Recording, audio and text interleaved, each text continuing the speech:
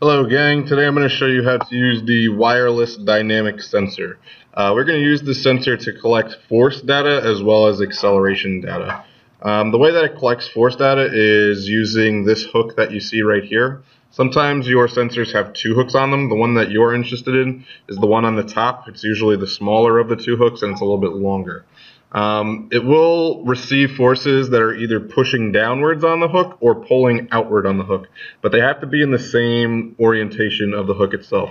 For example, it's not going to give you force data if you are pushing sideways on the hook. So whenever you're using the sensor, make sure you're pulling in the same direction of the hook or pushing into the box. Secondly, this hook comes unscrewed a little bit easily.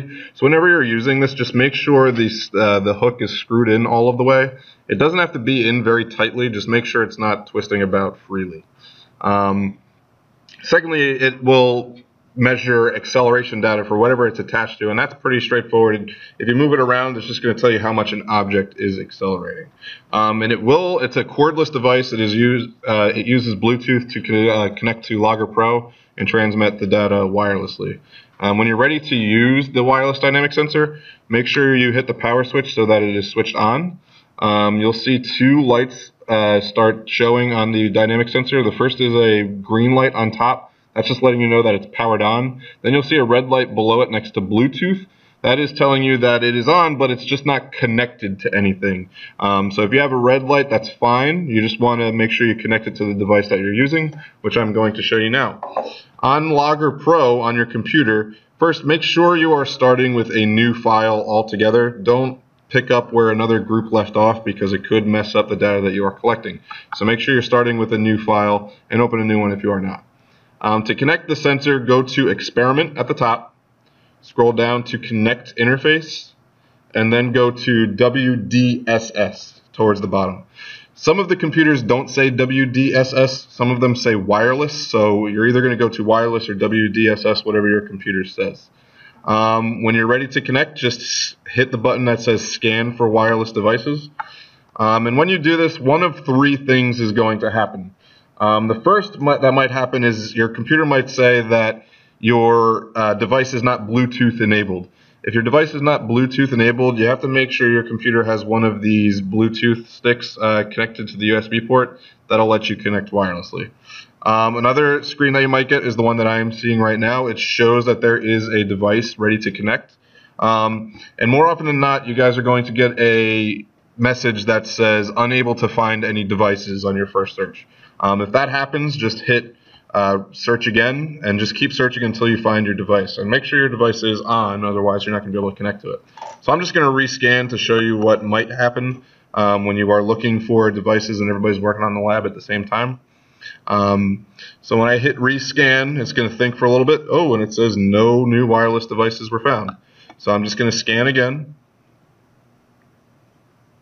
And I'm just going to wait until it connects or finds a device that I would like to use. And like I said, sometimes it takes more than one try. So I tried it again, nothing happened, and I'm just going to keep clicking yes until it picks up on a device that I want to use. This one's taking 4 tries. Usually it doesn't take that long. Okay, so now I am seeing a device, but notice this one's called Focalt, and the sensor that I am trying to use is one that is called Fraunhofer, whatever Fraunhofer is. So you have to be careful that you are connecting to the right device, otherwise you're going to be stealing another group's data. If you're not seeing your device, just keep rescanning until you do see your device. So I'm just going to hit rescan, and hopefully my device does show up. And this time it is showing Fraunhofer, so I'm going to connect to that device.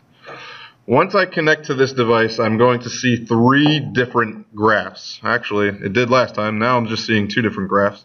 But really, the 2 graphs that we are interested in is the acceleration versus time graph and the force versus time graph. When I look at the acceleration versus time graph, I notice that it says x acceleration, y acceleration, and z acceleration. We don't want all of those dimensions. We're only going to be moving our sensor to the left and to the right.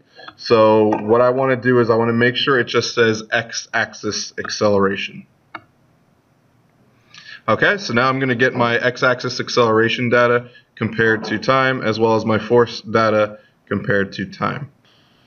So the first thing we want to do when we have our graph set up correctly is we want to make sure that everything is zeroed properly. And what I'm going to do to zero this properly is I'm just going to lay it on the table and make sure nothing else is touching the hook. And when I'm ready, all I'm going to do is hit the 0 button. When I hit the 0 button, then all of my sensors are going to be set back to 0, as you can see in the bottom left-hand corner here. When all of the sensors are zeroed out and you're ready to experiment, you could place the dynamic sensor on the cart. That is what you want to attach to the string, and you're going to hit the collect button and let your partner know when you want to release.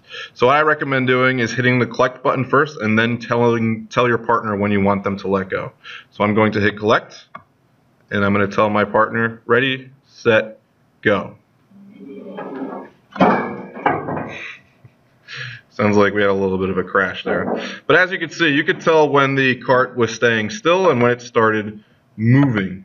And if you want to, you can click on the data that you are looking for and hit the auto scale button, and you can do that for each of your graphs. That gives you a little bit of a better view of what's going on here. Now, for the first 3 seconds, we could tell that's where the cart wasn't moving. It wasn't accelerating. Nothing was happening.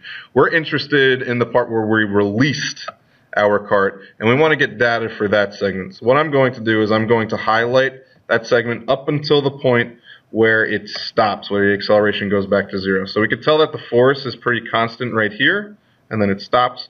We want the segment where it was just in free fall.